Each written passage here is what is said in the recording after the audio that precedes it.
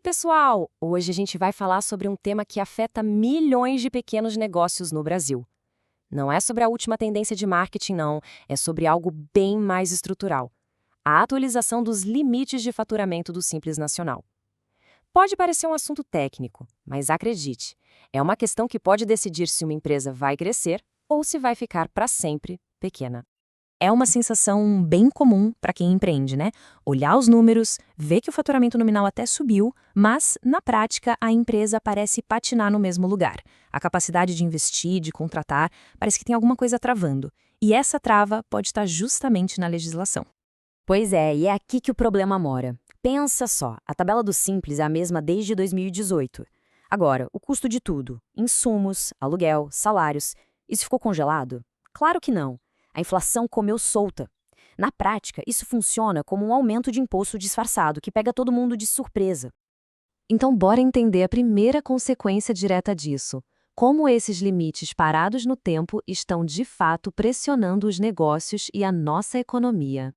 Isso leva a gente para um fenômeno que tem um nome até curioso, mas um efeito bem sério: o nanismo tributário.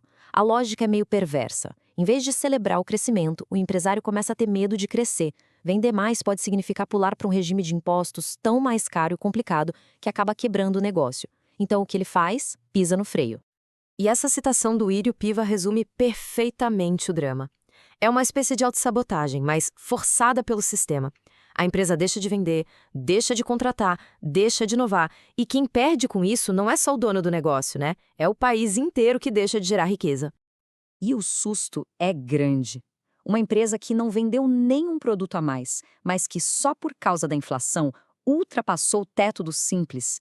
Ela pode ver a carga de impostos dela aumentar em até 24 vezes. Isso não é um degrau, é um abismo fiscal. É o que acontece quando a lei ignora a realidade econômica. Bom, mas diante desse cenário, existe uma luz no fim do túnel. Tem uma proposta de atualização parada no Congresso. Vamos dar uma olhada no que ela mudaria na prática? A ideia do projeto de lei 10.8 é bem direta: corrigir os limites pela inflação acumulada desde a última atualização. E o resultado, como dá para ver, é um reajuste bem significativo. O teto do MEI vai de 81 mil para quase 145 mil. O de microempresa salta de 360 mil para mais de 869 mil. E o de pequeno porte também sobe bastante. É basicamente colocar a tabela em dia com a realidade. E o projeto traz mais duas coisas bem importantes. Primeiro, o MEI poderia contratar até 2 funcionários, em vez de apenas um, o que dá um fôlego a mais. E o segundo ponto é talvez o mais crucial: a criação de um gatilho para corrigir os limites todo ano, automaticamente pela inflação. Isso acabaria com essa novela de ter que discutir tudo de novo daqui a alguns anos. Claro que uma proposta com um impacto desse tamanho não passa sem uma boa briga.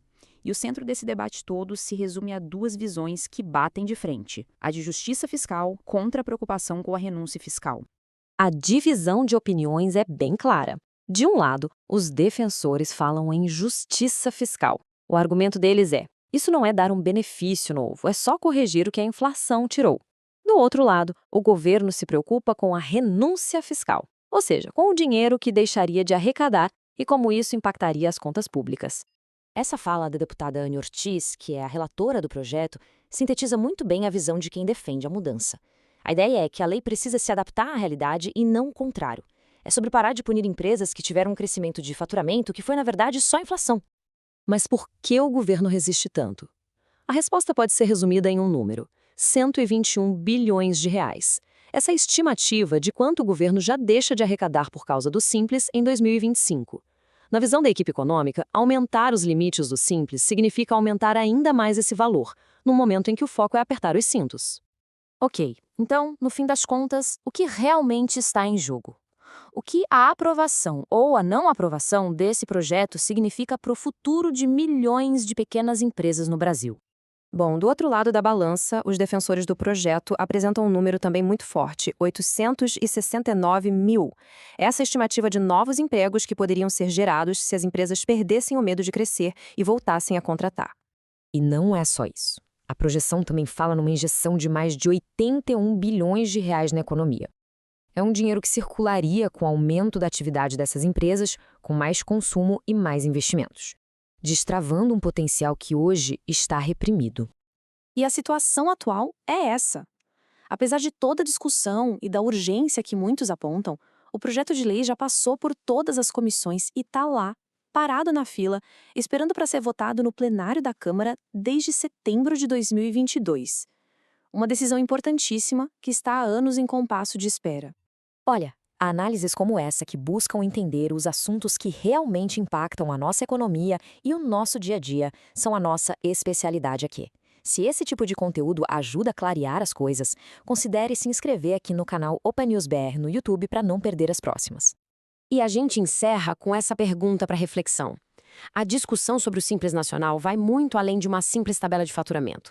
No fundo, ela é sobre qual modelo de desenvolvimento a gente quer para o país.